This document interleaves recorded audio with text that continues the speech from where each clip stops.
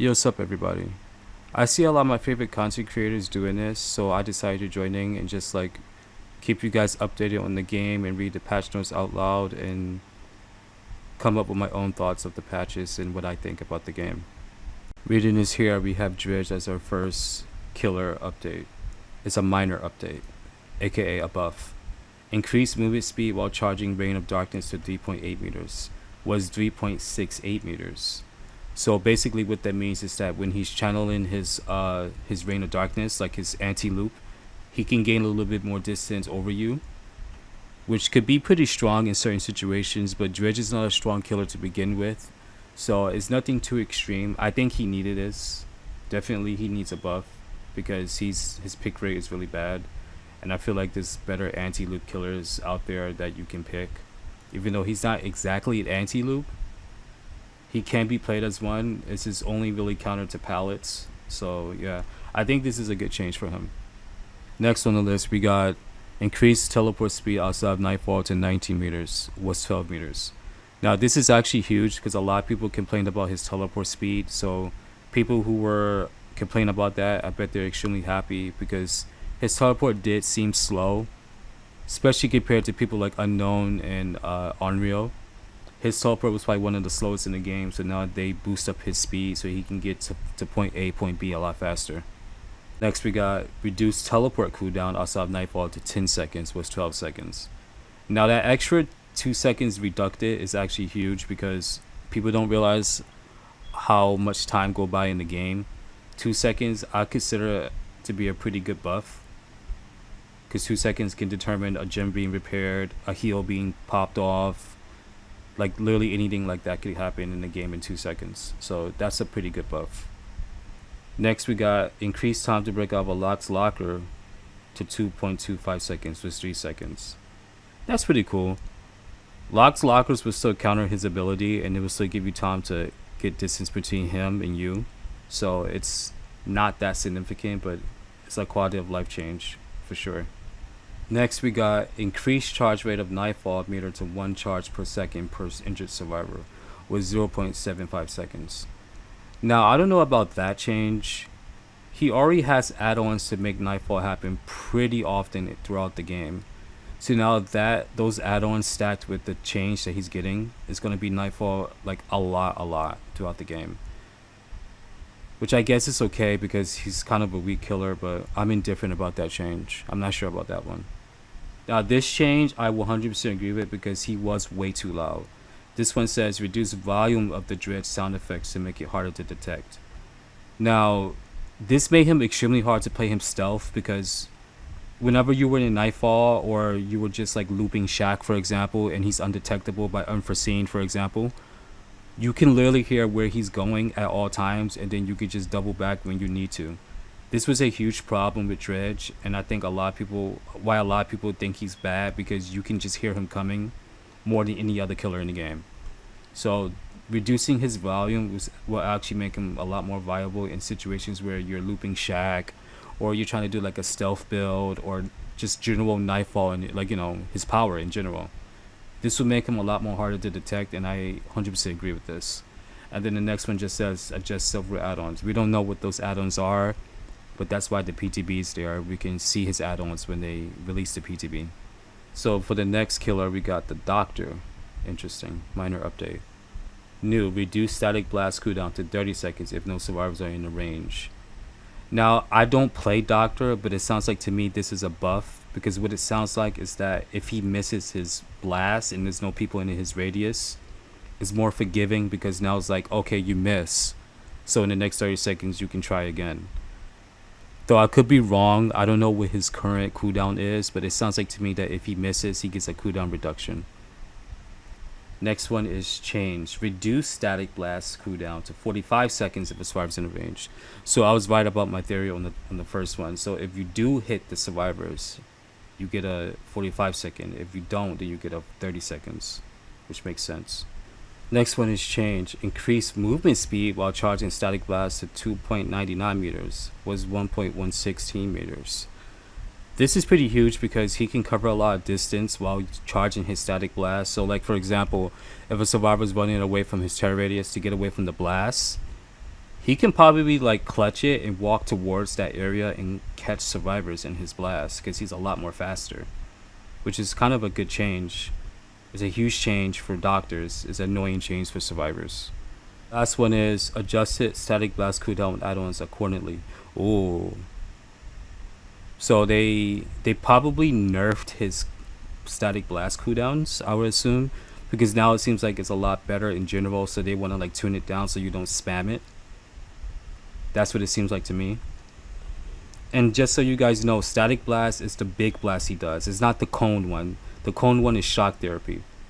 The static blast is the one he holds and he unleashes it and it hits his whole terror radius. Just so you guys are aware or you just forgot or something.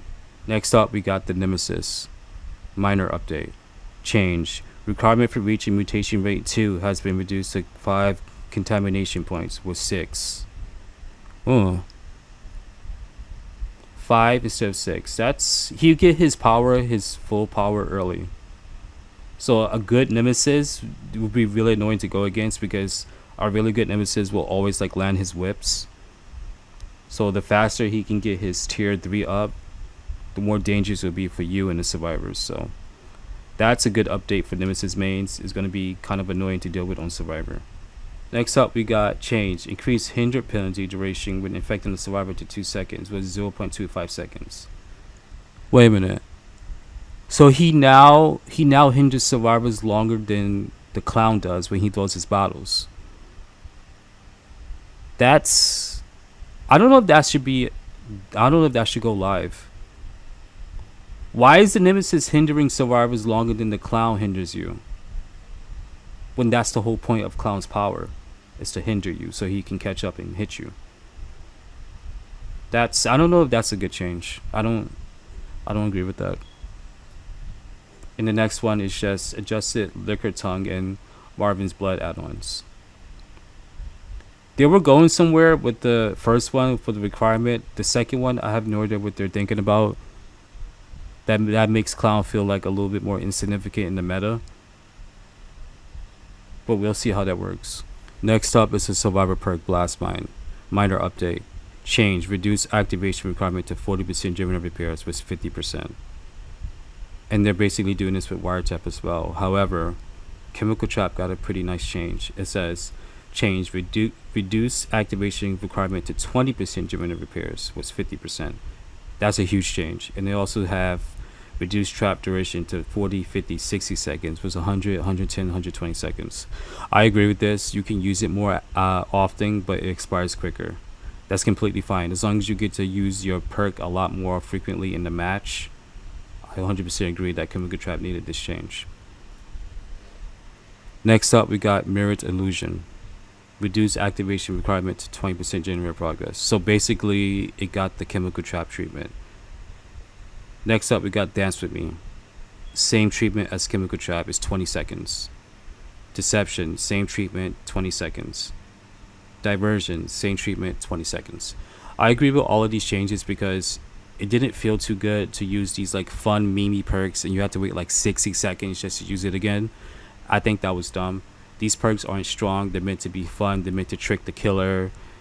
It's meant to just have fun. So the more you're able to use it, the more fun you can have in the match. Okay, so I got a lot of people messaging me about this change, about Flashbang, because obviously it's my brand besides Cheryl. Like, I make a lot of Flashbang content. I've been using this perk since release. Like, it's been exclusive in my build ever since it's been in the game. And I have a lot of experience in this perk and a lot of time in the perk, so obviously I love it. Minor update. Reduce activation requirement to 50, 45, 40% general repairs. So it basically got a buff. However, it wasn't the buff I was hoping for, and here's why. If you're not new to my content and channel, like I stream on Twitch a lot. Sometimes on YouTube, but very rarely, but I 99% of the time stream on Twitch.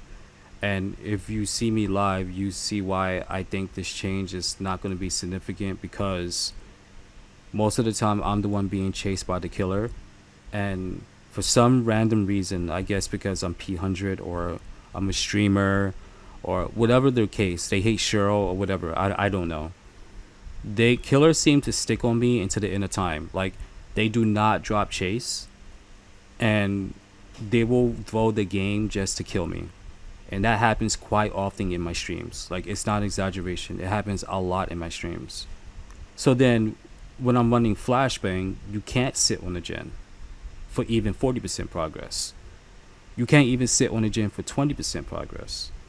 So then it makes it feel like you're running 3 perks throughout the entire game because you're getting hard tunneled or hard focused. My suggestion would be that they should make flashbang into a token system. You start the trial with 3 flashbangs, right?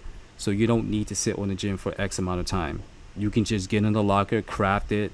You have 3 tokens, 3 flashbangs, and that's it.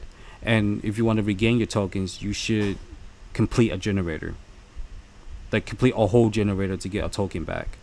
So like your teammates can 99 the gen, you'd be like, hey, let me finish the gen so I can get my flashbang, for example.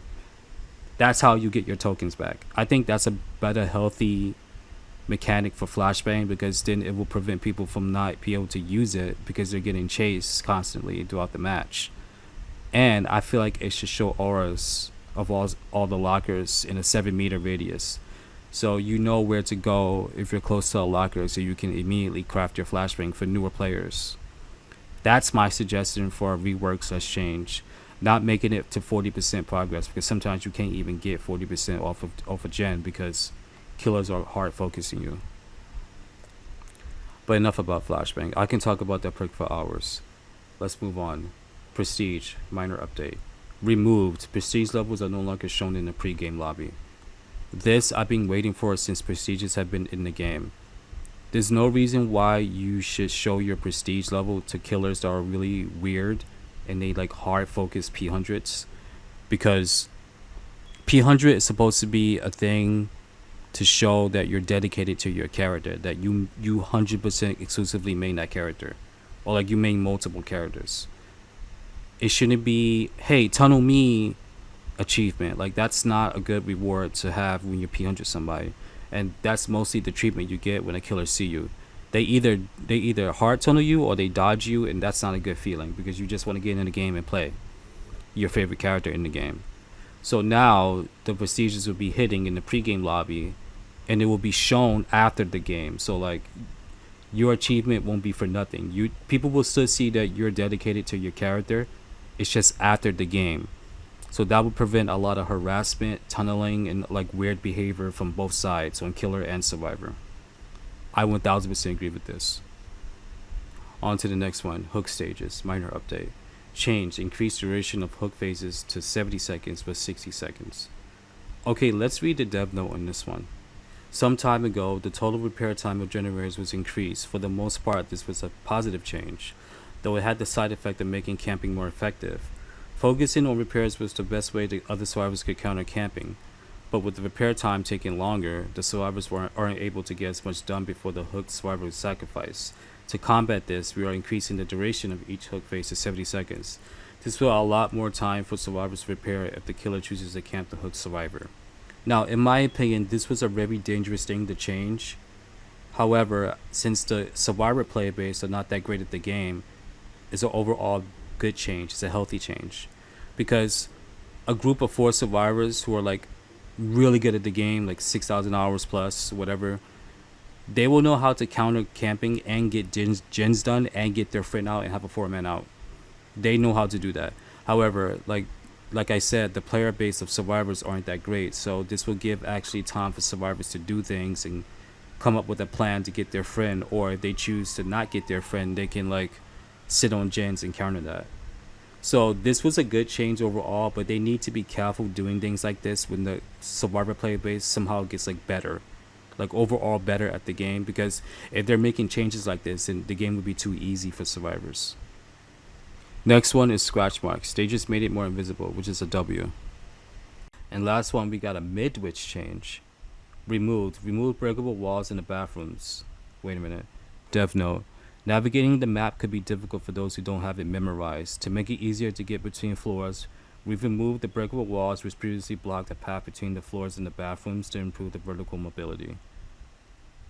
Now, this is a good change for both roles, and some people will say, well, this is a survivor side change. Well, no, it's really not, because Both roles now have access to the downstairs and upstairs bathroom, which saves both roles a lot of time. It can increase the loops for survivors, and it can save time for killers because they don't have to kick the doors.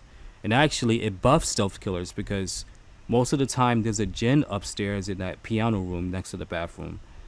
And now stealth killers don't have to kick the doors to reveal a location because kicking doors is really loud.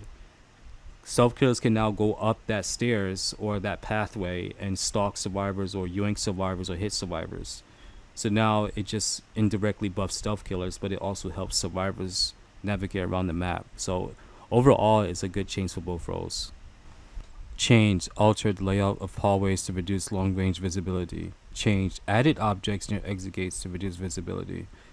Dev note: the hallways used to have long sightness, making it easy to spot approaching killers and difficult for survivors to hide. We have moved some objects around to limit it in the hallways. We have also added objects obstructing the view of the exit gates to make it harder to stand in the center of the map, monitoring both exit gates at once. Interesting. I would need to get a visual look of the PTB to determine my opinion on this, but so far that sounds like a good change. So that's it, everybody. I will be making this a consistent series in case someone's just like too lazy to read patch notes or they don't know that the patch notes are out, and I will inform you guys as much as possible and I will give my opinion on all of them.